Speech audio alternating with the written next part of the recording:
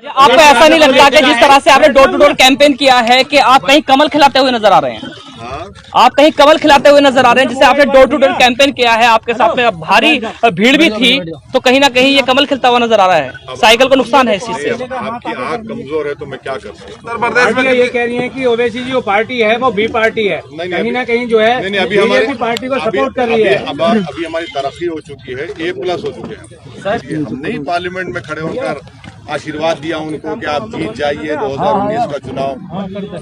फिर 2014 का चुनाव हमारी वजह से बीजेपी जीती, 17 का भी चुनाव हमारी वजह से जीती, 19 का भी हमारी वजह जीती ना बीजेपी।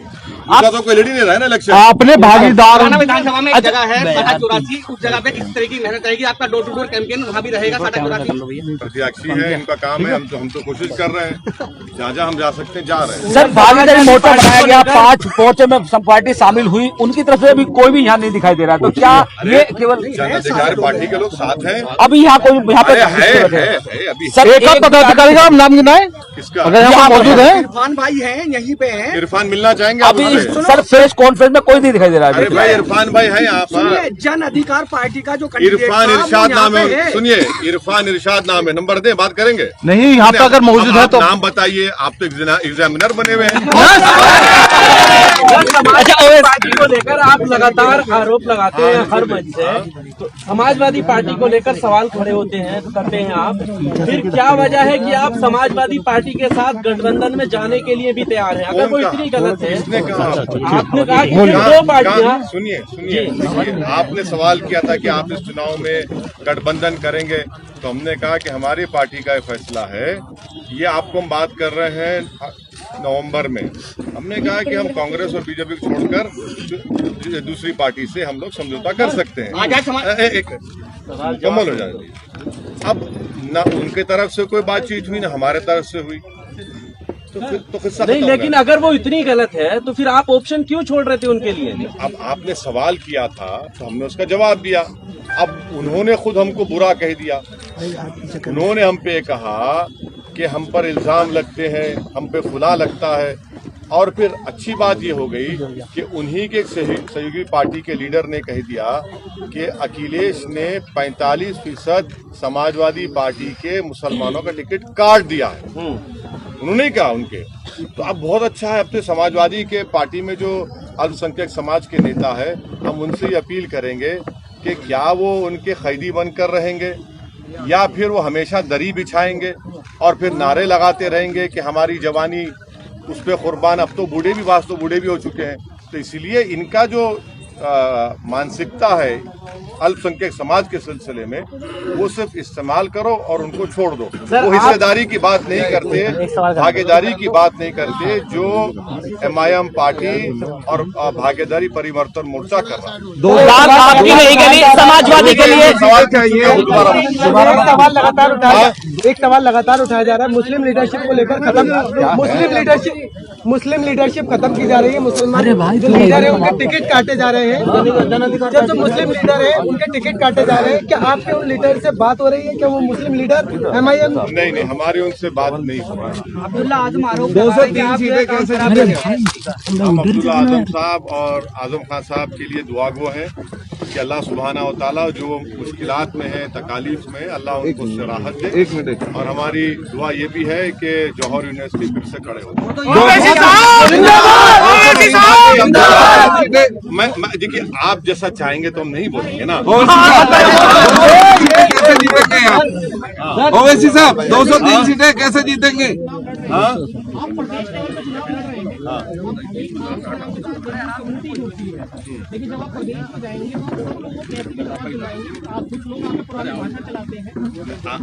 हाँ, नहीं बिल्कुल चलाइए। अगर उन भाषणों में हमने किसी रिलीजन, मजहब या बिरादरी के खिलाफ कुछ कहा है तो आप देख लीजिए।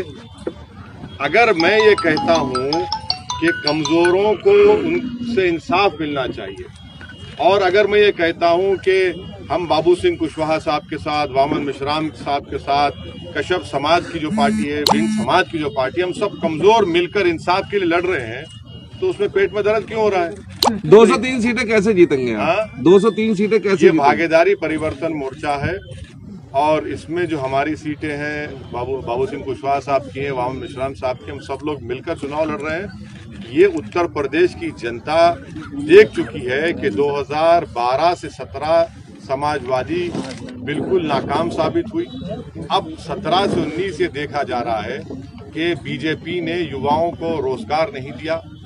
खुद बीजेपी ने अपने इलेक्शन मैनिफेस्टो में कहा था कि 70 लाख युवाओं को नौकरी दी जाएगी और खुद कहते हैं 6 लाख को दिया। जब आज अनएम्प्लॉयमेंट 4.9% पहुंच चुका है।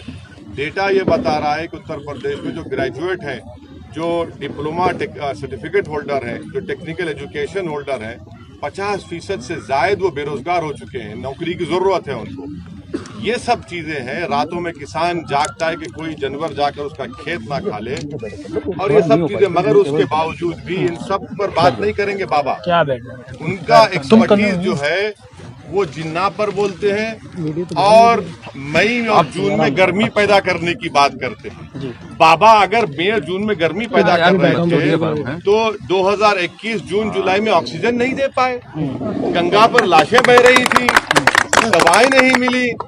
तो ये अगर इनका ये सब चीजें हैं। परिवर्तन मोर्चा, देखिए ये सवाल जो है ना, मैं तो कोई ज्योतिषी नहीं हूँ ना। अरे सुन तो लीजिए हमारी बात। आप सवाल कर लिया ना, जवाब तो हमको देने दीजिए ना। हमारे पिताजी ने ना हमारे माताजी ने हमारी जन्म कुंडली बनाई, ना हमको मालूम कल क्या होने वाला है। और हम तो ये भी नहीं कह सकते कि मई जून में बर्फबारी हो जाएगी जैसा बाबा करना चाहते हैं। वो मौसम वैज्ञानिक के, अब इनको नोबेल प्राइज मिल जाएगा अगर कोई मई जून में ठंडक पैदा कर देगा। सुन तो लीजिए। अरे कहाँ भाग रहे हैं आपको छोड़कर, यहीं तो बैठे हैं। पैर पीछे करो। ये उत्तर प्रदेश दबा रहे हो।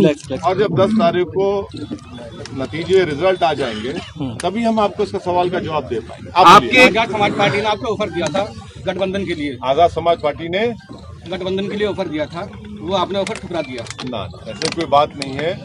मैं प्रेस कॉन्फ्रेंस करके बताया था। सुनिए, हमारी उनसे 2 मरतबा मुलाकात हुई। एक तो जनाब शिवपाल यादव साहब के घर पर हम मिले थे उनसे, उसके बाद भी हमारे से मुलाकात हुई।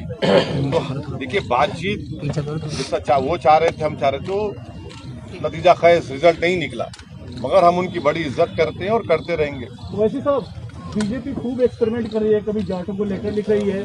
अब ये कहा जा रहा है कि अखिलेश सिंह के खिलाफ बघेल को उतार रहे हैं, केंद्रीय मंत्री हैं, कल से वो चुनाव लड़ेंगे अखिलेश के खिलाफ।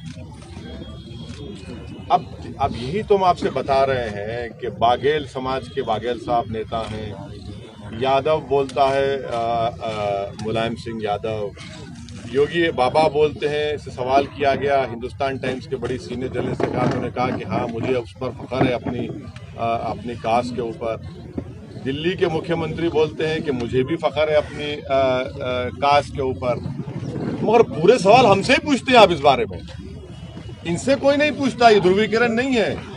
अगर आपको खाली मुल्लाजी नजर आते, जो दाढ़ी वाला आप पॉलिटिशियन है क्या? नहीं पॉलिटिशियन है, जर्नलिस्ट वाला ही सवाल मैं आपसे कर लेता हूं। अभी अखिलेश यादव यहाँ पे हुए थे, एक पत्रकार के जो है उनसे 1-to-1 करना चाह रहा था, लेकिन उसके साथ मारपीट हुई थी। लेकिन आप बिल्कुल जनता के बीच बैठ करके आप सवालों के जवाब दे रहे हैं, इस बारे में क्या कहना है आपका अखिलेश के लिए? मेरे बारे में आपकी राय तब्दील हुई नहीं हो गई?